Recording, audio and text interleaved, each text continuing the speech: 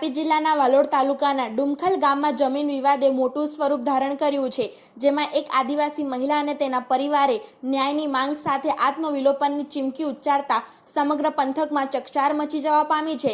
ઘટનાની વિગત મુજબ ભીમપોર ગામના રહેવાસી બાજલીબેન અરવિંદભાઈ ગામિત અને તેમનો પરિવાર ડુમખલ ગામની સીમમાં આવેલ બ્લોક નંબર 97 વાળી જમીન પર ખેતી કરીને પોતાનું ગુજરાન ચલાવે છે।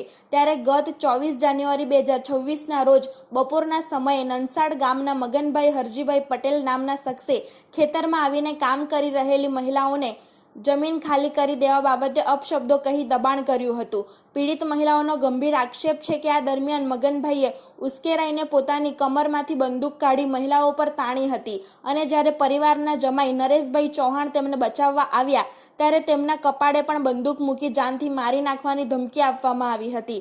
આ સાથે જ આરોપીએ જાતિ વિષયક અપમાનજનક શબ્દો કહ્યા હોવાની ફરિયાદ જિલ્લા પોલીસ અધિક્ષકને લેખિતમાં કરવામાં આવી છે।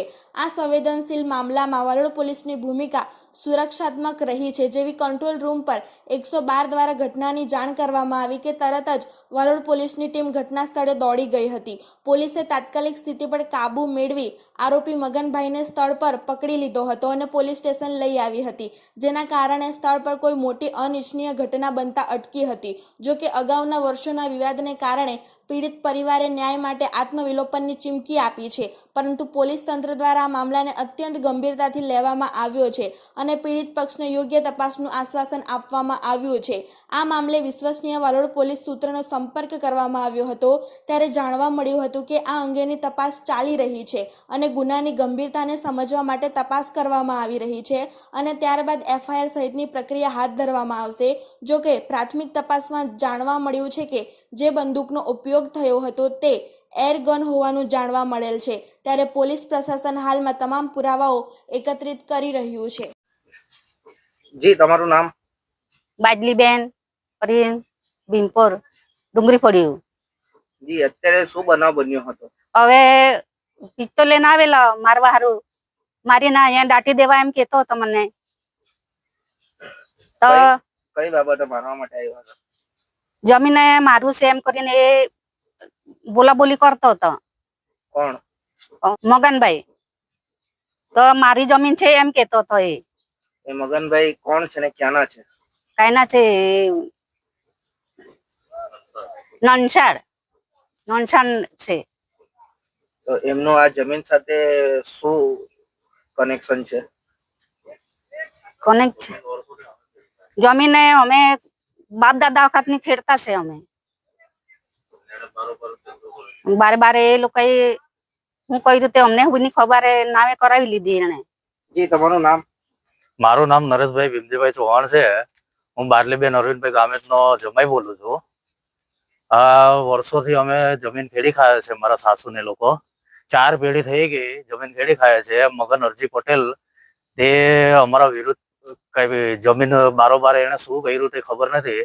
જમીન અમારી છે એવું કરીને વારે ઘડીએ ખેતર પર આવે છે, સાંજે પીને આવે છે, માણસો લઈને આવે છે, મારવાની ધમકી આપે છે। અમે ઘણી વખત અરજીઓ આપેલી છે પોલીસ ચોકીમાં, પણ કોઈ કાર્યવાહી કરવામાં આવી નથી। હમણાં 3 દિવસ પહેલા પણ એ આવેલો જમીન પર અને બંદૂક લઈને આવીને ડરાવે છે, મારી નાખવું।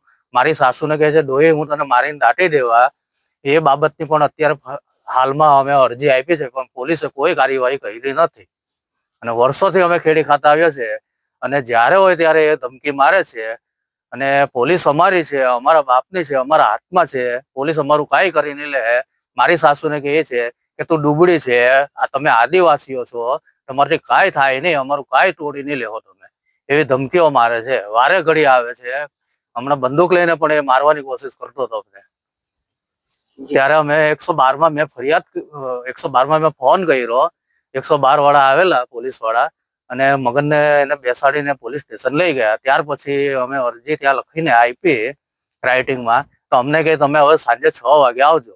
પછી અમને કોઈ ફોન આવ્યો નથી ને કોઈ બોલાવા આવ્યો નથી, અમને પોલીસ વાળાનો કોઈ ફોન આવ્યો નથી। શું કાર્યવાહી કરે છે તે અમને ખબર નથી।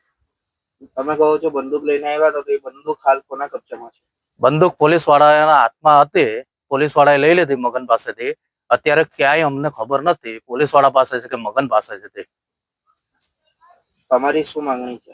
અમારી માંગણી એ જ છે કે એ અમારી જમીન પર આવવો જોઈએ નહીં। વર્ષોથી અમે ખેડી ખાયા છીએ હજી કોઈ કોર્ટમાંથી કોઈ એવો હુકમ નથી આવ્યો કે અમે જમીન ખાલી કરી શકીએ.